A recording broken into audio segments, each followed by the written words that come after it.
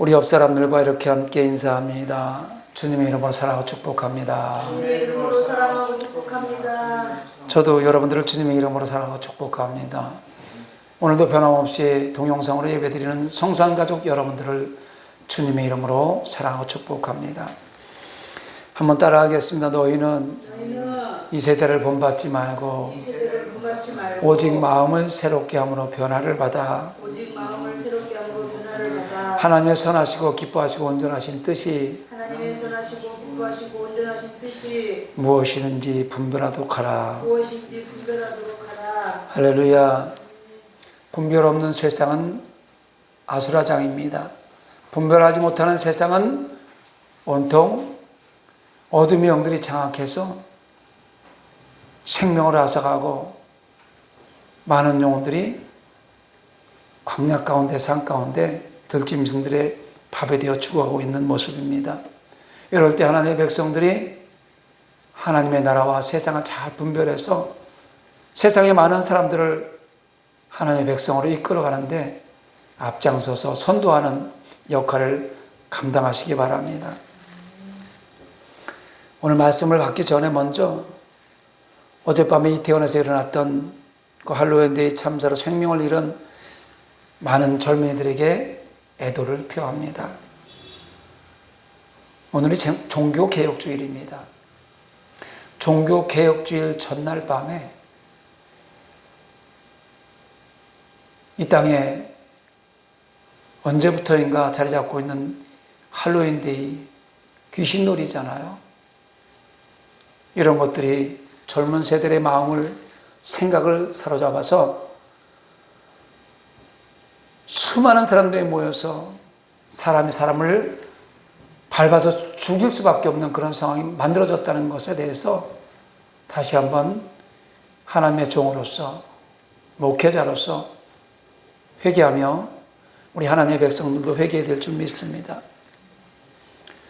사실 종교개혁주일이 왜 일어났냐면 1517년 마틴 루터가 당시 로마 카톨릭의 그 횡포에 맞서서 95개 조항을 만들어서 반박문을 발표했던 날이 종교개혁주일이에요. 당시의 로마 카톨릭, 로마 교회는 부패의 원상이었습니다. 그 중에 한 가지만 대표적으로 얘기한다면 면죄부를 팔아먹는, 면죄부를 판매해서 그 수익을 올리는 일을 했는데 그 목적이 뭐냐면 세계에서 가장 큰 비텐베르크라는 성당을 짓기 위해서 모금을 해야 되는데 돈이 부족하니까 면죄부라는 것을 만들어서 교인들에게 팔아먹어서 그 비용을 충당하기 위해서 있었던 일이에요. 면죄부라는 게 뭐냐면 죄를 면해주는 것을 돈을 주고 살 수 있다는 것을 면죄부라고 얘기하는 거예요. 헌금을 낼 때 헌금 소리가 딸랑딸랑 소리가 내면 그 소리가 하나님이 듣고 그 동시에 우리의 죄를 면해준다. 이런 것이 면죄부를 만들어서 돈을 주고 팔았다는 거예요. 특히 먼저 죽은 사람들, 우리의 조상들이나 우리 식구들이 먼저 죽은 사람들이 있는데 이 사람이 천국을 가기에는 아직 부족하고 지옥을 떨어지기는 아깝고 이런 사람들이 연옥이라는 곳에 머물러 있는데 그때 남아있는 식구들이 그 죽은 사람들을 위해서 헌금을 하면 그 사람들이 천국으로 갈 수 있다. 이렇게 하면서 헌금을 요구해서 실제로 많은 사람들이 헌금을 했다고 합니다. 아니, 이런 일이 어떻게 벌어질 수 있을까요? 사실 그때 교권, 그 로마 카톨릭의 권위는 대단했습니다. 한마디 말을 해서 듣지 않으면 나라의 왕들도 그 교황 한마디로 막 바꿔버릴 수 있는 그런 교권의 힘이 있었기 때문에 이런 면죄부를 팔아도 많은 사람들이 거기에 동참을 해서 헌금을 했다는 거예요. 그때 당시에 썩어 빠진 그 교회의 모습을 더 이상 바라볼 수 없어서 마틴 루터는 종교개혁을 선언하고 99개 문항을 이런 건 잘못했습니다 하고 내세워서 실시했던 게 종교개혁이에요. 그것을 요약해서 보면은요, 종교개혁에는 5대 구호가 만들어지는데 오직 성경, 오직 믿음, 오직 은혜, 오직 예수, 오직 하나님께 영광. 이게 5대 솔라라고 해서 5대 종교개혁주의 구호, 95개 문항의 중심적인 문항이 이 5가지예요. 그리고 그때부터 시작된 게 오늘 저와 여러분이 예배드리고 있는 개신교회라고 하는 이 교회가 세워졌던 것입니다. 그런데 어제의 그런 모습을 바라보면서 우리도 어느샌가 풍요로움에 배가 불러서 현실에 만족하는 신앙생활을 하고 있지는 않은지 각성하고 생각해야 될 시간이 된 것 같습니다. 춥고 배고픈데 할로윈 데이가 무슨 소용이 있고, 많은 사람들이 그 비싼 이태원에 모여서 비싼 것들을 얼굴에 귀신 분장을 하고 귀신 옷을 입고 각성해야 될 줄 믿습니다. 여러분, 멈춰있는 신앙은 죽는 신앙입니다. 신앙은 멈춰있으면 죽어요. 흐르는 물이 멈춰있으면 썩듯이 신앙은 흘러가야 됩니다. 과거에 찬란했던 신앙도 지나간 시간이에요. 소용없어요. 그것만 얘기해도 필요 없어요. 옛날에는 교회가 부흥했는데, 옛날에는 교회가 세상을 이끌어갔는데 지금은 저런 것, 이것도 필요 없어요. 우리는 앞으로 우리가 무엇을 해야 할지, 어떤 것을 해야 할지 그 사명을 가슴에 품고 예수님에 대한 이야기를 해야 됩니다. 오직 예수님만에 대한 이야기만 우리 입술에서 고백되어야 될 줄 믿습니다. 그것이 살아 움직이는 신앙이고 개혁하는 신앙인 것입니다. 명심하십시오. 개혁은 항상 진행되어야 하고, 그 개혁의 중심에 5대9, 다시 말씀드립니다. 오직 성경, 오직 믿음, 오직 예수, 오직 은혜, 오직 하나님께 영광 잊지 마시기 바랍니다. 다시 한번 종교개혁주일 아침에 이태원에서 일어난 참사를 애도하면서 기도하지 못한 내가 먼저 하나님께 회개합니다. 우리 모두 회개하는 시간을 갖기 바랍니다. 그래서 오늘 로마서 5장 1절로 11절을 본문으로 해서 성숙한 성도의 삶이라는 제목으로 함께 은혜의 말씀을 나누러 갑니다. 하나님의 백성들, 교회 다니는 사람들, 크리스천들을 세상 사람들이 성도라고 부릅니다. 이 성도라는 뜻은 지금까지 살아왔던 그 세상 환경을 벗어나서 그 세상을 등지고 십자가를 바라보며 하나님의 나라, 천성을 향해 한 걸음씩 나아가는 사람들을 성도라고 일컫습니다. 그렇다고 해서 세상 등지고 하나님을 선택해 살아가는 성도라고 해서 뭐 특출하고 뭐 초인간적인 능력을 소유한 사람들이 아닙니다. 어떤 사람들 그렇게 오해할 수 있어요. 교회 다니면 대단한 능력을 있는 줄 알고, 또 교회 다니면서 대단한 능력의 소유자라고 이야기하는 사람도 있기 때문에 그렇게 사람들한테 비춰질 수 있습니다. 성도는 대단한 기적을 나타내는 것이 아니라 하나님의 형상대로 지음받은 그 모습을 회복해 나아가는 것이 성도의 모습인 거예요. 성도는 예수님을 표방하거나 예수님을 분장하거나 예수님을 이용하는 것이 아니라 나 자신이 작은 예수가 되도록 노력해야 되는 것이 성도의 모습입니다. 예수님이 보혈의 공로로 성도가 되었으면 이전에 행하던 죄의 자리를 벗어나서 죄의 병기로 사용되던 나의 모습을 십자가에 못 박아버리고 의의 병기로 사용되어야 할 것이며, 그것은 생명의 빛으로 오신 예수 그리스도의 빛을 받았으니 이제 맡겨진 분량대로 많은 빛을 받았으면 많은 빛을 비춰야 되고, 작은 빛을 받았으면 작은 빛을 반사해서 어두운 세상, 이처럼 참사가 일어난 이런 세상에 빛을 밝혀야 될 줄 믿습니다. 교인이 되는 것은 교회에 출석했다고 되는 것이 아닙니다. 세례를 받았다고 교인이 되는 것이 아니에요. 성령을 한번 체험했다고 교인이 되는 것이 아니라 예수 안에서 계속 성장해야 되는 것입니다. 그래서 계속 깨닫고 계속 기도하고 계속 은혜 받고 계속 다짐하고 계속 노력해야 되는 것입니다. 이것이 개혁주의 생명신학, 진행하는 개혁주의 생명신학의 모토예요. 이 시간 우리는 본문 말씀에서 성숙한 성도가 지녀야 할 삶의 원칙을 몇 가지를 함께 나눠보려고 합니다. 첫 번째, 성숙한 성도의 삶은 화평을 누리며 살아가야 한다고 오늘 본문은 말씀하고 있습니다. 마태복음 5장 23절로 24절에 보니까 예물을 제단에 드리려다가 거기서 내 형제에게 원망 들을 만한 일이 있는 것이 생각나거든 예물을 제단 앞에 두고 먼저 가서 형제와 화목하고 그 후에 와서 예물을 드리라고 예수님이 말씀하세요. 예물을 드리라고 교회에 와서 하나님 앞에 헌금을 드리려고 하다가도 내가 아는 사람들과 원망 들을 만한 일이 서로 미워하고 시기하고 질투한 일이 생각나거든 먼저 가서 그 사람하고 화해하고 그러고 와서 예물을 드리라는 거예요. 다시 말하면 하나님께서는 화평하지 않은 예물, 평안없지 않은 예물, 화목하지 않은 예물은 받으시지 않는다는 말씀입니다. 아무리 많은 돈을 가져와서 하나님께 드려도 형제와 화목하지 않은 믿음의 공동체에서 화목하지 않는 그런 예물은 받지 않으신다는 겁니다. 그런데 오늘날 어떻습니까? 많은 사람들이 정말 형제를 미워하고 친척들과의 다툼이 끊이지 않고 화목되지 못하고 오히려 원수된 마음을 가지고 있으면서 그래도 교회는 잘 나와요. 예배는 잘 옵니다. 그런 모습을 종종 볼 수 있어요. 미워하면서 시기하면서 질투하면서 싸워가면서 그래도 교회는 나오고 예배는 드린다는 겁니다. 여러분 하나님이 성도에게 요구하시는 생활은 하나님과 화목하고 사랑과 화목하는 것이며 미움이 아니라 사랑입니다. 다툼이 아니라 화목입니다. 고린도후서 5장 18절에도 보면 모든 것이 하나님께로서 났으며 그가 그리스도로 말미암아 우리를 자기와 화목하게 하시고 또 우리에게 화목하게 하는 직분을 주셨으니 라고 성경은 말합니다. 죄로 말미암아 하나님과 원수되었던 우리가 예수 그리스도 십자가 보혈의 은혜로 하나님과 화목하게 되었으니 성도들 너희들도 서로 화목하려는 거예요.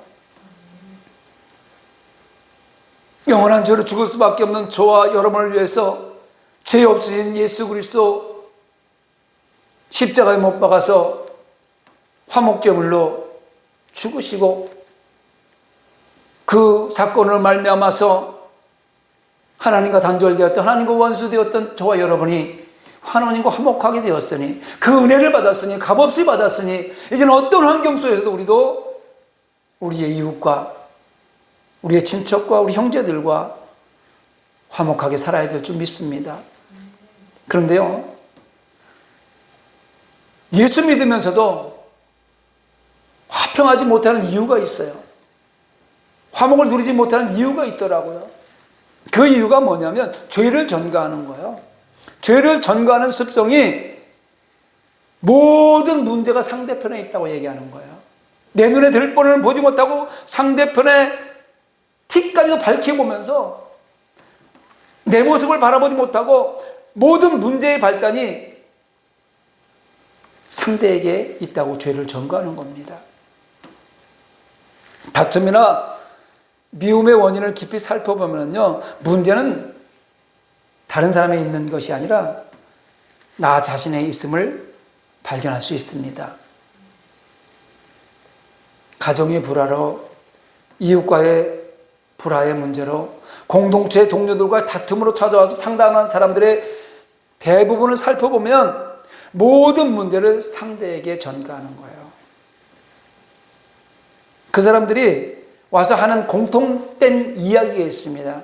그 대화 내용이 공통된 대화의 내용이 뭐냐면 내가 아무리 화평하게 나는 화목하게 하려고 해도 저 사람이 안 받아준다는 거예요. 저 사람이 내가 사과하려고도 안 받아주고 나는 화목하게 살고 싶은데 저 사람 때문에 평화롭지가 못하다고 이야기하는 거예요. 진심 어린 화목의 사과 안 받아주겠습니까? 가식적이기 때문에 그렇겠죠. 사실 모든 불화의 원인이 나 자신에게 있다는 그 문제가 있다는 것을 인정하려고 하지 않습니다. 이게 선악과 성품의 인간들이에요. 여러분 손뼉을 한번 쳐보십시오. 손뼉이 한 손으로는 손뼉이 쳐지지 않습니다. 한 손으로 아무리 세게 우리가 흔들어도 손뼉 치는 소리가 나지 않습니다. 손뼉은 두 손이 마주쳐야 소리가 난다는 속담처럼 누구를 원망하기보다는 둘이 똑같으니까 절반의 책임이 있다는 거예요. 둘이 같기 때문에 문제가 발생한다는 것입니다. 이런 자석의 원리하고 똑같아요. 자석을 보면요, 같은 긋길이는 밀어냅니다. 같은 긋길이는 아무리 갖다 붙이려고 해도 밀어내요. 다시 말하면 모든 죄를 서로 전가하는 사람들, 모든 죄를 상대편에게, 모든 원망을 상대편에게 전가하는 사람들, 이런 같은 극이에요. 같은 생각을 가지고 싸움을 벌이는 거기 때문에 아무리 화목하게 붙으려고 해도 붙어줄 수가 없어요. 그러나 반대의 극은 어떻습니까? 서로 강하게 당기는 힘이 있습니다. 누군가가 나를 원망하고 불평할 때 내가 미안하다고 먼저 엎드리고 낮아지고 사과하면은요, 그 사랑의 힘으로 말미암아서 더욱 강하게 뭉쳐질 수 있다는 것입니다. 자석이 쇠붙이를 끌어당기듯이 믿음 있는 사람은요, 상대편을 사랑의 마음으로 강하게 끌어들여서 평화를 이루는 주인공이 되는 거예요. 화목하게 하는 주인공이 되는 것입니다. 가정에서도 마찬가지예요. 오빠가, 올케가, 동생이 누가 무슨 문제로 말미암아 화평을 깬다고 생각하지 마시고 내가 먼저 낮아지고 겸손한 모습으로 예수님께서 나를 위해 십자가 주신 그 죽기까지 한 그 희생으로 그 가족들을 위해 희생한다면 화평을 이루지 못할 이유가 없다는 것입니다. 여러분, 예수님께서 십자가 희생으로 인간과 하나님과 관계를 화평케 한 것처럼 사람과 사람 사이에서 사랑의 계명을 실천함으로써 화평케 하는 성숙한 성도의 삶을 살아가시기 바랍니다.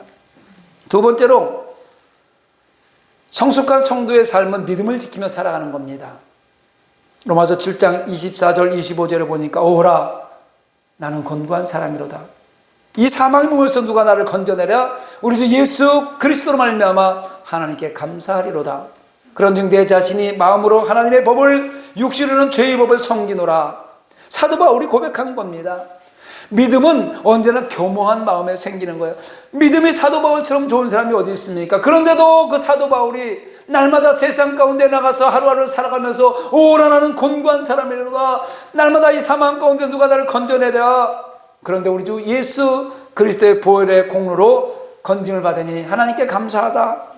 그런데 내 자신의 마음으로는 하나님의 법을, 육신은 죄의 법을 섬기나 두 마음이 항상 마음속에서 다투고 싸우고 있다는 거예요. 그래서 이것을 고백하는 사람들은요, 그 믿음을 가진 사람은요, 교묘한 자세의 삶을 살아간다는 거예요. 성숙한 성도의 삶으로 우리가 점차 변해가려면 우선 내 자아라는 존재가 얼마나 미미한 것을 알아야 돼요. 내 자신이 얼마나 미미한 것인가를 알아야 돼요. 우리는요, 흙으로 지음받았어요. 이 흙에 하나님의 호흡이 떠나가면은요, 먼지가 되어버리는 거예요. 아무 쓸모없는, 벌레만도 못한 먼지 같은 존재가 되어버린다는, 그러니까 내가 얼마나 미미한 존재라는 것을 깨달아야 된다는 거예요. 그래서 우리의 삶 가운데는 날마다 이렇게 고백되어야 돼요. 나는 작고 예수님의 크심을 깨달아야 됩니다. 나는 작아요. 나는 아무것도 할 수 없어요. 주님이 아니면, 주님께서 하시면, 예수님께서 하지 아니하시면 나는 아무것도 할 수 없습니다. 이런 고백이 나와야 됩니다. 이것을 깨달아야 돼요. 내게 주신 하나님의 은혜가 가슴으로 느껴져서 온통 하나님의 말씀으로 지배를 받으면서 믿음으로 살아갈 수 있는 그때에 비로소 자기가 맡은 일에 최선을 다할 수 있는 하나님의 일꾼이 되는 것입니다. 히브리서 11장 1, 2절에 보면 믿음은 바라는 것들의 실상이요 보이지 않는 것들의 증거니 이로써 선진들이 증거를 얻었느니라. 히브리 저자는요, 우리 삶에 이루어지는 모든 현상들과 앞으로 되어질 모든 것들이 하나님의 말씀으로 지어진 걸 믿으면 그대로 된다는 거예요. 믿음은 바라는 것들의 실상이라니까요. 믿고 구한 것은 받은 줄로 알라고 예수님 말씀하시잖아요. 믿음이라는 것은 손에 보이지 않고 눈에 보이지 않고 손에 잡히지 않고 귀에 들리지 않아도 되어질 일들, 하나님께서 반드시 그 믿음을 가진 사람에게 되어질 일들 가운데 역사하셔서 되어지게 하신다는 거예요. 그걸 믿으라는 겁니다. 모세는 어떻습니까? 40년 동안 애굽의 왕자로 화려하게 살았습니다. 부족함 없는 왕궁에서의 삶 가운데 최고의 권위와 최고의 권력을 가지고 살았습니다마는 히브리인의 모세는 하나님 주신 인생이 그것이 아님을 알고 난 후에 광야로 나아갔습니다. 아무것도 없는 광야. 광야에서 하나님의 음성이 들려지고, 광야에서 하나님 만나주시고, 고난 가운데 우리를 위로하시는 그 하나님을 만나기 위해서 광야로 나갔습니다. 그리고 모진 고난의 그 광야 생활을 하면서 비로소 하나님을 향한 믿음이 시작되었던 겁니다. 모세가 광야 가운데 나가보니 애굽의 왕자 생활할 땐 부족함 없이 자기가 말 한마디 모든 것이 다 됐는데 광야 생활에 나가보니 무능함을 깨닫게 되는 거예요. 자신이 할 수 있는 게 아무것도 없는 거예요. 광야 가운데서. 그래서 자신을 다 포기하고 양치는 목자가 되어서 어찌할꼬 이 히브리 민족을 어찌합니까? 하나님 나의 저 동족들 어찌합니까? 하나님 나라를 위해서 기도할 때 하나님께서 그를 불러서 일을 시작하게 만듭니다. 그런데 거기서도 겸손한 모세는 나는 할 수 없습니다. 나 같은 게 뭐 하겠습니까? 하고 자기를 낮추는 모습을 볼 수가 있습니다. 그렇습니다. 무슨 일이든지 내가 하려고 할 때는 하나님께서 일하지 않습니다. 내가 무언가 해보려고 할 때는 너 한번 해봐라. 하나님 없이 무엇인가 해보려고 하고 하나님 말씀 없이 예배 없이 기도 없이 내 계획들은 무엇인가 하려고 하면 하나님께서는 함께 하시지 않는다는 겁니다. 나는 아무것도 아닙니다. 나는 부족하고 연약한 존재입니다.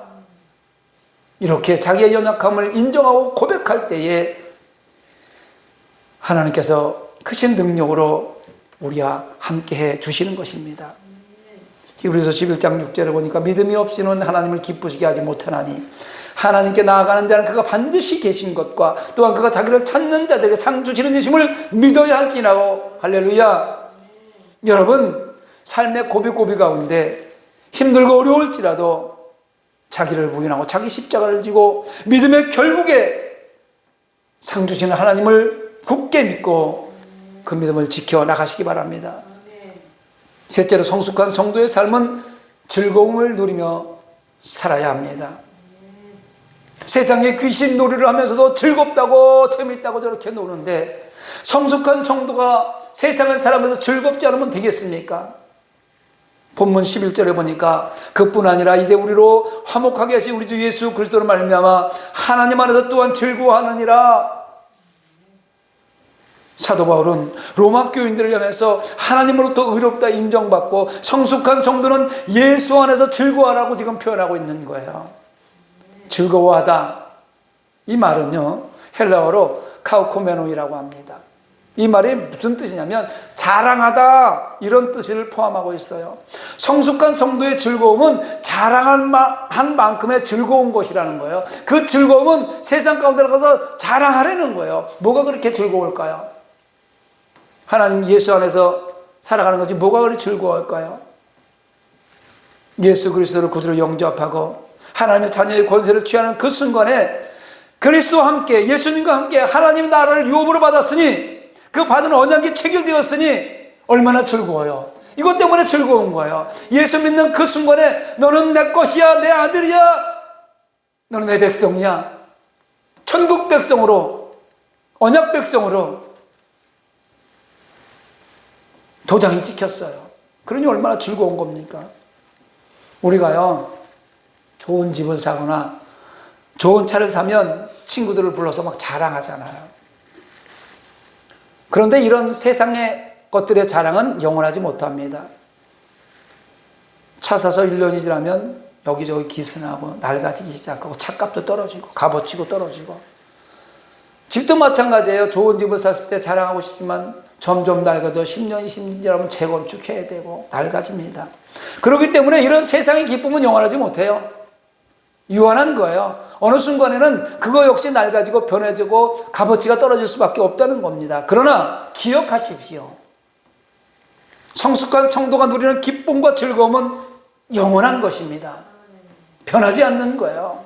왜냐하면 영원하신 하나님의 영광을 얻을 것이기 때문에 이미 우리는 예수님을 그대로 영접하고 그 영광 가운데 함께 동참하여 천국으로 한 걸음 한 걸음 나아가는 하나의 백성들이기 때문에 즐거워하며 살아야 되는 줄 믿습니다. 성숙한 성도는 예수님과 함께 죽고 예수님과 함께 부활할 것이며 예수님처럼 영생을 누리고 예수님과 함께 영원한 천국을 기업으로 받게 될 것이니 즐겁지 않습니까? 행복하지 않습니까? 기쁘지 않습니까? 기뻐하며 사시기 바랍니다. 날마다 기뻐하며 사시기 바랍니다. 어떤 환경을 봐도 기뻐하며 사시기 바랍니다. 그래서 성도의 즐거움은요, 즐거움, 기쁨은 일시적인 것이 아니라 영원한 것이에요. 영원히 즐거운 거예요. 보세요. 이 땅에 잠깐 힘들고 어려운 고난 가운데 또는 질병 가운데 사고 가운데 문제가 생겨서 고난, 역경과 아픔과 슬픔이 온다 할지라도 이거는 잠깐 지나가는 것이고 영원한 천국, 아픔도 슬픔도 괴로움도 없는 그곳에서 영원히 예수님과 함께 머문다고 하면 얼마나 기뻐요. 빵긋빵긋 웃으면서 사시기 바랍니다. 성도의 즐거움은 전천후 즐거움이에요. 어떤 환경 속에도 즐거워하는 거예요. 환난과 고난이 닥쳐와도 즐겁다고 본문 3절에 사도 바울이 이야기하고 있지 않습니까? 사랑하는 성도 여러분, 이 땅에서의 삶이 힘들고 고통스럽더라도 환난과 고난, 오늘의 삶이 버겁더라도 즐거워하며 삽시다.